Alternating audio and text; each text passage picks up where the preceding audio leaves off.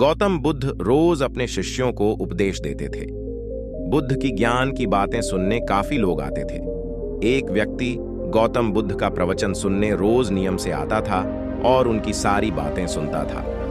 बुद्ध अपने प्रवचनों में क्रोध, अहंकार, लोभ, शत्रुता छोड़ने की बात कहते थे। बुद्ध के प्रवचनों का सार यही था कि इन बुरी बातों को छोड़े बिना जीवन में शांति नहीं मिल सकती है।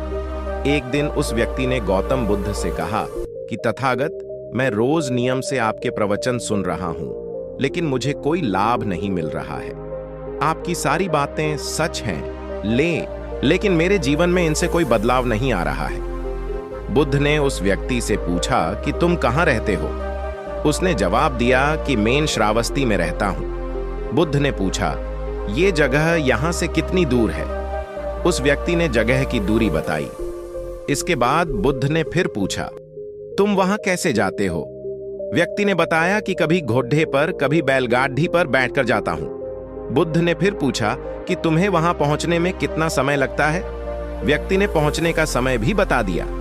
इसके बाद बुद्ध ने अंतिम प्रश्न पूछा कि क्या तुम यहां बैठे बैठे ही श्रावस्ती पहुंच सकते हो? इस प्रश्न के जवाब में व्यक्ति ने कहा कि गुरुजी, ये कैसे संभव है? इसके लिए तो चलना पड़ेगा, तभी मैं वहां पहुंच सकता हूं।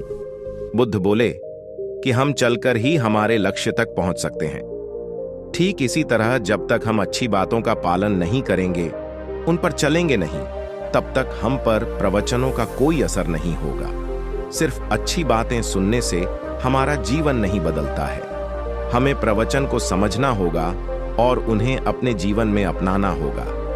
व्यक्ति को बुद्ध की बातें समझ आ गईं और उस दिन के बाद उसने भी बुद्ध के बताए मार्ग पर चलना शुरू कर दिया।